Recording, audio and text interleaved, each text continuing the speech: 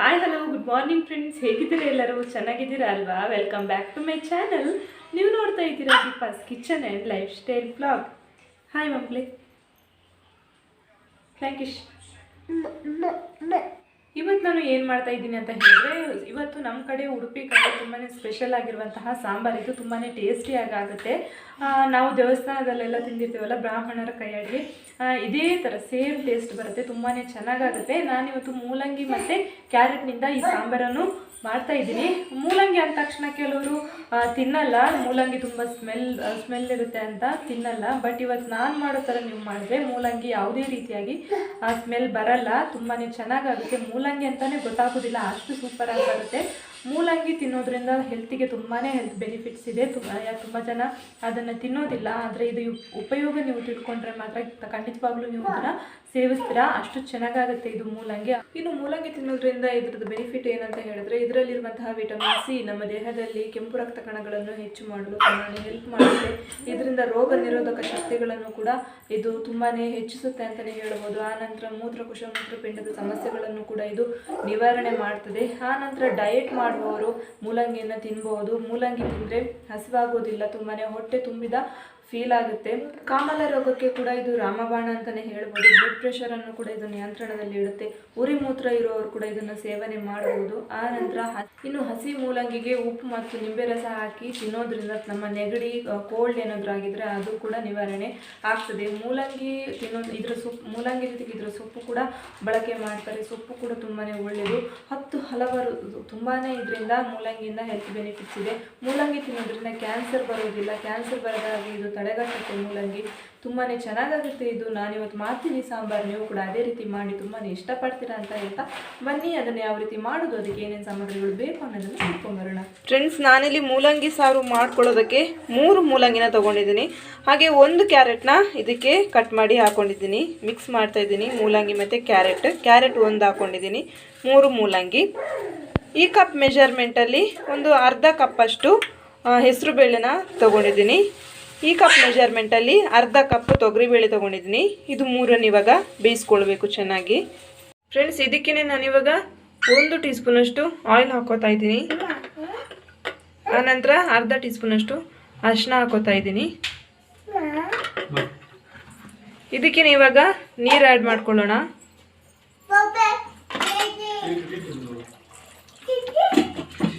ಬೇಯಿಸ್ಕೊಳ್ಳೋಣ ಇದನ್ನು ಚೆನ್ನಾಗಿ.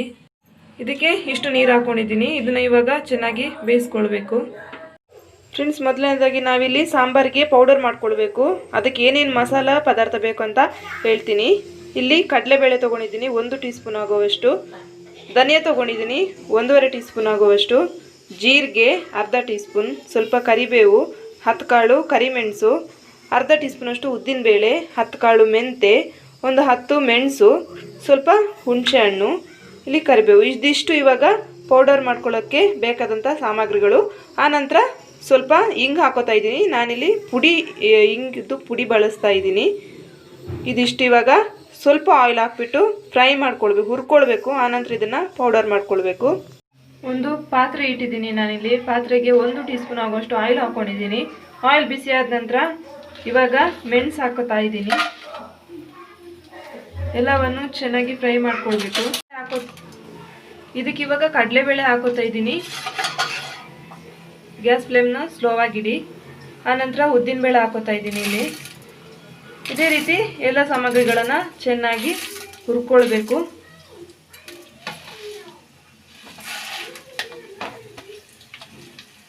ಎಲ್ಲವನ್ನು ಚೆನ್ನಾಗಿ ಬಾಡಿಸ್ಕೊಳ್ಬೇಕು. ಎಲ್ಲ ಸಾಮಗ್ರಿಗಳನ್ನು ಇದೇ ರೀತಿಯಾಗಿ ಚೆನ್ನಾಗಿ ಫ್ರೈ ಮಾಡ್ಕೊಳ್ಳಿ. ಗ್ಯಾಸ್ ಫ್ಲೇಮ್ ಸ್ಲೋ ಆಗಿಡಿ, ಇಲ್ಲಾಂದರೆ ಎಲ್ಲ ಸುಟ್ಟೋಗುತ್ತೆ. ಗ್ಯಾಸ್ ಫ್ಲೇಮ್ ಸ್ಲೋ ಆಗಿಟ್ಟು ಚೆನ್ನಾಗಿ ಇದೇ ರೀತಿ ಎಲ್ಲನೂ ಫ್ರೈ ಮಾಡ್ಕೊಳ್ಳಿ. 1 ಟೀ ಸ್ಪೂನಷ್ಟು ಎಳ್ಳು ಹಾಕ್ಕೊಂಡಿದ್ದೀನಿ ನಾನಿಲ್ಲಿ. ಸ್ವಲ್ಪ ಲೈಟಾಗಿ ಫ್ರೈ ಮಾಡ್ಕೊಳ್ಳಿ ಇದನ್ನು. ಫ್ರೆಂಡ್ಸ್, ನಾನಿಲ್ಲಿ ಮಿಕ್ಸರ್ ಜಾರ್ಗೆ ಇದನ್ನು ಹಾಕ್ಕೊಂಡೆ. ಇದಕ್ಕೇ ನಾನಿವಾಗ ಒಂದು 1/4 ಟೀ ಸ್ಪೂನಷ್ಟು ಹಿಂಗೆ ಹಾಕ್ತಾ ಇದ್ದೀನಿ. ಮಿಕ್ಸಿ ಜಾರ್ ತುಂಬ ಡ್ರೈ ಇರಬೇಕು, ಒದ್ದೆಯಾಗಿ ಇರಬಾರ್ದು. ಚೆನ್ನಾಗಿ ಒರೆಸ್ಕೊಳ್ಳಿ ಏನಾದರೂ ಒದ್ದೆ ಇದ್ದರೆ. ಇದನ್ನ ಇವಾಗ ನಾವು ಪೌಡರ್ ಮಾಡ್ಕೊಳ್ಬೇಕು. ನೋಡಿ ಫ್ರೆಂಡ್ಸ್, ನಾನಿಲ್ಲಿ ಚೆನ್ನಾಗಿ ಸಾಂಬಾರು ಪುಡಿನ ಪೌಡ್ರ್ ಮಾಡ್ಕೊಂಡಿದ್ದೀನಿ, ಗರ್ಗರಿಯಾಗಿ ಪುಡಿ ಮಾಡ್ಕೊಂಡಿದ್ದೀನಿ. ಇಲ್ಲಿ ನಾನು 1 ಮುಷ್ಟಿ ಆಗುವಷ್ಟು ತೆಂಗಿನಕಾಯಿನ ತುರಿದುಬಿಟ್ಟು ಇಟ್ಕೊಂಡಿದ್ದೀನಿ. ಇದಿವಾಗ ಮಸಾಲೆನ ನಾವು ಇದರಲ್ಲಿ 1/4 ಅಂಶ ತೆಗೆದಿಡಬೇಕು. ಬರೀ 1 ಟೀ ಸ್ಪೂನಷ್ಟು ಸಾಕಾಗುತ್ತೆ. ಆ 1/4 ಅಂಶ ತೆಗೆದಿಡಬೇಕು. 1 ಅಥವಾ 2 ಟೀ ಸ್ಪೂನಷ್ಟು ಇದು ಮಿಕ್ಸಿ ಜಾರಲ್ಲಿ ಇರಲಿ. ಬಾಕಿದ್ದ ಎಲ್ಲ ತೆಗೆದಿಟ್ಟು ತೆಂಗಿನಕಾಯಿನ ಇದಕ್ಕೆ ಹಾಕ್ಕೊಂಡು ಮಿಕ್ಸ್ ಮಾಡ್ಕೊಳ್ಬೇಕು. ಇದರಲ್ಲಿ 1/4 ಅಂಶ ತೆಗೆದಿಡಿ, ಅದು ಆಮೇಲೆ ನಮಗೆ ಸಾಂಬಾರಿಗೆ ಹಾಕ್ಕೊಳ್ಳೋಕ್ಕೆ ಬೇಕಾಗುತ್ತೆ. ಇದನ್ನ ಇವಾಗ ಗ್ರೈಂಡ್ ಮಾಡ್ಕೊಳ್ಬೇಕು. ಇದರಲ್ಲಿ 1/4 ಅಂಶ ತೆಗಿತೀನಿ ನಾನಿವಾಗ. ನೋಡ್ತಾ ಇರ್ಬೋದು ನೀವು, ಇಲ್ಲಿ ನಾನು ತೆಗೆದಿಟ್ಟಿದ್ದೀನಿ 1/4 ಅಂಶನ. ಇವಾಗ ತೆಂಗಿನ ತುರಿನ ಇದಕ್ಕೆ ಹಾಕೋತಾ ಇದ್ದೀನಿ. ಇದರಲ್ಲಿ ಒಂದು 2 ಟೀ ಸ್ಪೂನಷ್ಟು ಇದೆ ಅಷ್ಟೇ ಪೌಡರ್. ತೆಂಗಿನಕಾಯಿನ ಇದಕ್ಕೆ ಹಾಕ್ಕೊಂಡು ಇದಿವಾಗ ಇನ್ನೊಂದ್ಸಲ ಗರ್ಗರಿಯಾಗಿ ಗ್ರೈಂಡ್ ಮಾಡ್ಕೊಳ್ಬೇಕು. ಸ್ವಲ್ಪ ನೀರು ಹಾಕ್ಕೊಳ್ಬೇಕು, ಇದಕ್ಕೆ ನುಣ್ಣಕ್ಕೆ ರುಬ್ಕೊಳ್ಬೇಕು. ಸ್ವಲ್ಪ ನೀರು ಹಾಕ್ಬಿಟ್ಟು ಸ್ವಲ್ಪ ನೀರು ಹಾಕೋತಾ ಇದ್ದೀನಿ ನಾನಿವಾಗ. ಇಲ್ಲಿ ಸಾಕು. ಇದನ್ನಿವಾಗ ರುಬ್ಕೊಳ್ಬೇಕು. ಫ್ರೆಂಡ್ಸ್, ಇಲ್ಲಿ ನಾನು 2 ರಿಂದ 3 ಬೆಳ್ಳುಳ್ಳಿ ತೊಗೊಂಡಿದ್ದೀನಿ, ಸ್ವಲ್ಪ ಕರಿಬೇವು, 1 ಮೆಣಸು ತೊಗೊಂಡಿದ್ದೀನಿ. ಇದಕ್ಕೆ ಇವಾಗ ಸಾಸಿವೆ ಆ್ಯಡ್ ಮಾಡಬೇಕು, ಇದು ಒಗ್ಗರಣೆಗೆ. ಆನಂತರ 2 ಟೊಮೆಟೊನ ದೊಡ್ಡದಾಗಿ ಕಟ್ ಮಾಡಿ ಇಟ್ಕೊಂಡಿದ್ದೀನಿ, 4 ಕಾಯಿಮೆಣಸು, 1 ಈರುಳ್ಳಿನ ಹೆಚ್ಕೊಂಡಿದ್ದೀನಿ. ಇದೇ ಪುಡಿಗೆ ಸ್ವಲ್ಪ 1 ಟೀ ಸ್ಪೂನಷ್ಟು 1 ಅಥವಾ 2 ಟೀ ಸ್ಪೂನಷ್ಟು ಪುಡಿಗೆ ಕೊಬ್ಬರಿ ಹಾಕಿ ರುಬ್ಬಿ ಇಟ್ಕೊಂಡು ಇರುವಂಥದ್ದು. ಇದಕ್ಕಿವಾಗ ಸಾಸಿವೆ ಹಾಕ್ಕೊಂಡೆ ನಾನು, ಎಣ್ಣೆ ಬಿಸಿ ಆಯಿತು. ಇದಕ್ಕೆ ಇವಾಗ ಬೆಳ್ಳುಳ್ಳಿ, ಮೆಣಸು ಎಲ್ಲವನ್ನು, ಕರಿಬೇವು ಎಲ್ಲ ಹಾಕ್ಕೊಂಡೆ. ಇದಿವಾಗ ಫ್ರೈ ಆಯಿತು. ಇದಕ್ಕೆ ಕಾಯಿಮೆಣಸು, ಈರುಳ್ಳಿ, ಇದಕ್ಕೆ ಇವಾಗ ಈರುಳ್ಳಿ ಮತ್ತು ಕಾಯಿಮೆಣಸನ್ನು ಹಾಕ್ಕೊಂಡೆ.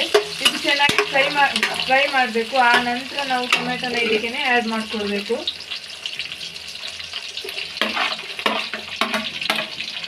ಚೆನ್ನಾಗಿ ಫ್ರೈ ಆಯಿತು ಇದು. ಇವಾಗ ನಾನು ಟೊಮೆಟೊ ಒಂದು 1/4 ಟೀ ಸ್ಪೂನಷ್ಟು ಅರಿಶಿನ ಹಾಕೋತಾ ಇದ್ದೀನಿ ಇದಕ್ಕೆ. ಇವಾಗ ಚೆನ್ನಾಗಿ ಫ್ರೈ ಆಗಿದೆ. ಇದಕ್ಕೆ ಇವಾಗ ರುಬ್ಬಿ ಇಟ್ಕೊಂಡಂತಹ ಮಸಾಲೆನ ಹಾಕೋತಾ ಇದ್ದೀನಿ. ಇದೇ ಮಿಕ್ಸಿ ಜಾರಿಗೆ ಸ್ವಲ್ಪ ನೀರು ಬೇಕಾದರೆ ಹಾಕ್ಕೊಂಡು ಇದಕ್ಕೆ ಆ್ಯಡ್ ಮಾಡ್ಕೊಳ್ಬೋದು. ಇದ್ರದ್ದು ಈ ಮಸಾಲೆದು ಹಸಿ ವಾಸನೆ ಎಲ್ಲ ಹೋಗಬೇಕು. 2 ರಿಂದ 3 ನಿಮಿಷಗಳ ಕಾಲ ಇದನ್ನು ಚೆನ್ನಾಗಿ ಫ್ರೈ ಮಾಡ್ಕೊಳ್ಳಿ. ಇದಕ್ಕೆ ಇವಾಗ ಸ್ವಲ್ಪ ಅದೇ ಮಸಾಲೆಗೆ, ಅದೇ ಮಿಕ್ಸಿ ಜಾರ್ಗೆ ಸ್ವಲ್ಪ ನೀರು ಹಾಕ್ಕೊಂಡು ಇದಕ್ಕೆ ಹಾಕ್ಕೊಳ್ತಾ ಇದ್ದೀನಿ. ಚೆನ್ನಾಗಿ ಮಿಕ್ಸ್ ಮಾಡ್ಕೊಳ್ಬೇಕು ಇದೇ ರೀತಿಯಾಗಿ. ಇವಾಗ ಮಸಾಲೆ ಚೆನ್ನಾಗಿ ಫ್ರೈ ಆಗಿದೆ. ನಾವು ಬೇಯಿಸಿ ಇಟ್ಕೊಂಡಿದ್ದಂತಹ ತರಕಾರಿಗಳನ್ನು ಇದಕ್ಕೆ ಹಾಕ್ತಾ ಇದ್ದೀನಿ. ಚೆನ್ನಾಗಿ ಮಿಕ್ಸ್ ಮಾಡ್ಕೊಳ್ಬೇಕು ಎಲ್ಲವನ್ನು ಕೂಡ. ಸಾಂಬಾರು ದಪ್ಪ ಅನಿಸಿದ್ರೆ ನೀರು ಹಾಕಿ. ಇದು ಮೀಡಿಯಮ್ ಆಗಿದೆ, ನಾನು ನೀರೇನು ಹಾಕೋತಾ ಇಲ್ಲ. ನಾನು ಇದಕ್ಕೆ ಈ ಪೌಡರ್ನ ಹಾಕೋತಾ ಇದ್ದೀನಿ, ಮಸಾಲ ಪುಡಿನ. ಆವಾಗ ರುಬ್ಬಿ ಇಟ್ಕೊಂಡಂತಹ ಮಸಾಲ ಪುಡಿನ ಇದಕ್ಕೆ ಹಾಕೋತಾ ಇದ್ದೀನಿ.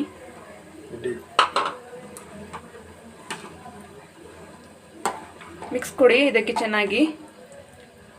ನಾನು ಇದಕ್ಕೆ ಇವಾಗ ಹುಣಸೆ ಹುಳಿನ ಹಾಕೋತಾ ಇದ್ದೀನಿ. ಆನಂತರ ಒಂದು ಚಿಕ್ಕ ತುಂಡು ಬೆಲ್ಲ ಹಾಕೋತಾ ಇದ್ದೀನಿ. ಮಿಕ್ಸ್ ಮಾಡ್ಕೊಳ್ಳಿ ಚೆನ್ನಾಗಿ. ಇದು ಕುದಿ ಬರಬೇಕು. ಉಪ್ಪು ಹುಳಿ ಖಾರ ಕರೆಕ್ಟ್ ಆಗಿದೆಯಾ ನೋಡ್ಕೊಳ್ಳಿ. ಕಡಿಮೆ ಏನಾದರೂ ಇದ್ದರೆ ಹುಳಿ ಬೇಕಂದರೆ ಹುಳಿ ಹಾಕ್ಕೊಳ್ಳಿ, ಉಪ್ಪು ಕಡಿಮೆ ಇದ್ದರೆ ಉಪ್ಪು ಹಾಕ್ಕೊಳ್ಳಿ. ಕುದಿ ಬರಲಿ. ಇದು ಕುದಿ ಬಂದ ನಂತರ ಕೊನೆಯದಾಗಿ ಕೊತ್ತಂಬರಿ ಸೊಪ್ಪು ಆ್ಯಡ್ ಮಾಡಿದ್ರೆ ಅಲ್ಲಿಗೆ ನಮ್ಮ ಸಾಂಬಾರು ರೆಡಿ ಆಗುತ್ತೆ. ಫ್ರೆಂಡ್ಸ್, ನೀವು ನೋಡ್ತಾ ಇರ್ಬೋದು, ಇದು ಚೆನ್ನಾಗಿ ಕುದಿ ಬರ್ತಾ ಇದೆ. ಇದಕ್ಕೆ ನಾನು ಇವಾಗ ಕೊನೆಯದಾಗಿ ಕೊತ್ತಂಬರಿ ಸೊಪ್ಪನ್ನ ಆ್ಯಡ್ ಮಾಡ್ತಾ ಇದ್ದೀನಿ. ಇದು ಇಷ್ಟ ಆದರೆ ಸಾಕು. ಚೆನ್ನಾಗಿ ಕುದಿ ಬಂದಿದೆ. ನಾನು ಗ್ಯಾಸ್ನ ಆಫ್ ಮಾಡ್ಕೋತೀನಿ, ಸರ್ವ್ ಮಾಡ್ಕೋತೀನಿ ನಾನಿವಾಗ. ನೋಡಿ ಫ್ರೆಂಡ್ಸ್, ಉಡುಪಿ ಶೈಲಿಯ ಮೂಲಂಗಿ ಸಾರು ರೆಡಿ ಆಯಿತು. ಬಿಸಿ ಬಿಸಿ ಅನ್ನ ಜೊತೆಗೆ ಸೂಪರಾಗಿ ಆಗುತ್ತೆ. ಇದ್ರ ಕಾಂಬಿನೇಷನ್ ತುಂಬಾ ಟೇಸ್ಟಿಯಾಗುತ್ತೆ. ನೀವು ಕೂಡ ಒಂದ್ಸಲ ಟ್ರೈ ಮಾಡಿ. ಈ ಥರ ನೀವು ಮೂಲಂಗಿ ಸಾರು ಟ್ರೈ ಮಾಡಿದ್ರೆ ಟೇಸ್ಟ್ ಯಾವತ್ತೂ ಮರೆಯಲ್ಲ, ಅಷ್ಟು ಚೆನ್ನಾಗಾಗುತ್ತೆ ಇದು. ನೀವು ಕೂಡ ಒಂದ್ಸಲ ಟ್ರೈ ಮಾಡಿ. ನೋಡಿದ್ರಲ್ವ ಫ್ರೆಂಡ್ಸ್, ನಾವು ಮೂಲಂಗಿ ಸಾಂಬಾರು ಎಷ್ಟು ಚೆನ್ನಾಗಿ ಮಾಡಿದ್ವಿ ಅಂತ. ತುಂಬಾ ಟೇಸ್ಟಿಯಾಗಿ ಆಗುತ್ತೆ ಇದು. ಅನ್ನ ಜೊತೆಗೆ ಅಥವಾ ಇಡ್ಲಿ ಜೊತೆಗೆ, ಚಪಾತಿ ಜೊತೆಗೆ, ಯಾವುದ್ರ ಜೊತೆಗೆ ಕೂಡ ಇದು ಸೂಪರ್ ಕಾಂಬಿನೇಷನ್ ಆಗುತ್ತೆ. ತುಂಬಾ ಚೆನ್ನಾಗಾಗುತ್ತೆ.